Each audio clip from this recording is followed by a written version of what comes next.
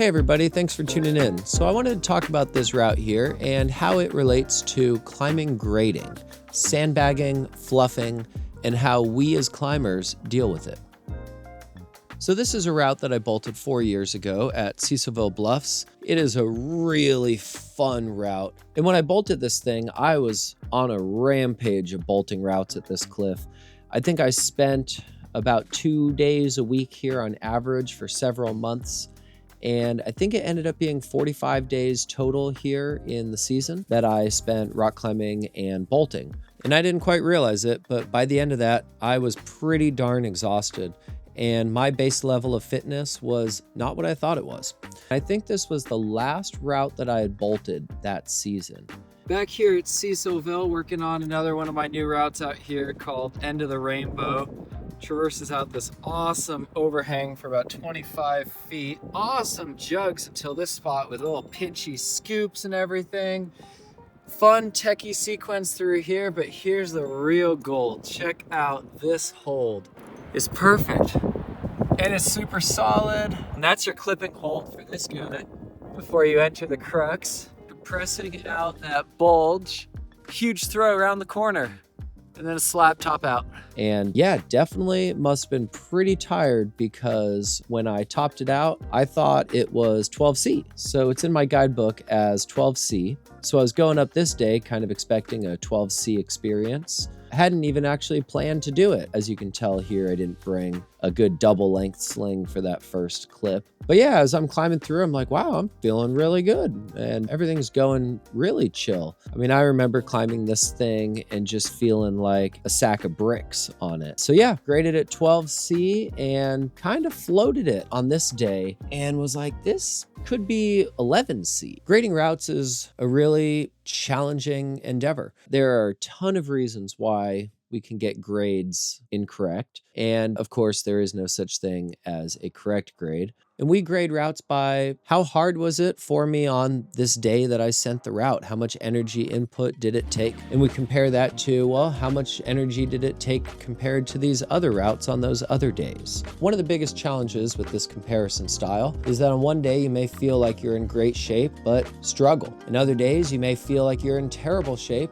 but you kind of crush. And so it really makes these comparative assessments really flawed, especially when we're comparing them to routes we've done quite a while ago. One of the biggest fallacies I see in climbing is when people don't realize that they are excelling as a climber and improving. Quite often I'll hear somebody say, well, there's no way it could be 12A because I've never sent a 12A. And I'll say, well, I've been watching you climb for a year and you are so much more talented and stronger now than you were a year ago. Maybe you're just getting better and you haven't noticed. One of the biggest problems with grades is that people get an ego about them. You know, we like to argue about the grades, and some people like to diminish people's accomplishments by jokingly downgrading or even maliciously downgrading. I remember one occasion I had just finished bolting a 12D and I overheard this acquaintance saying, watch this, I'm going to downgrade this to 12A. And I thought, there's no way you downgrade that to 12A, and especially to preemptively downgrade it before even touching it. And sure enough, he climbed the route, came down and came up to me and said, man, I'm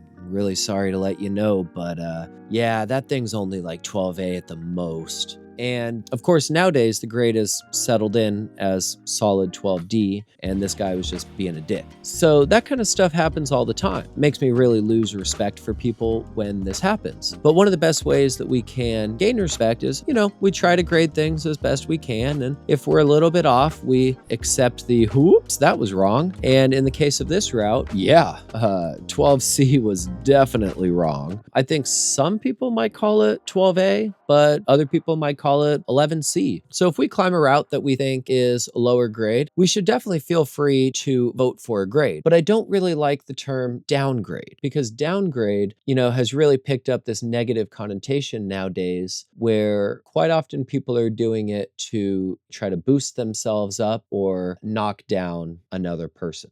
I think the best thing that we can do is just be nice and polite and understand that any time that we have an assessment of a grade, it's never an absolute. It's always just a vote.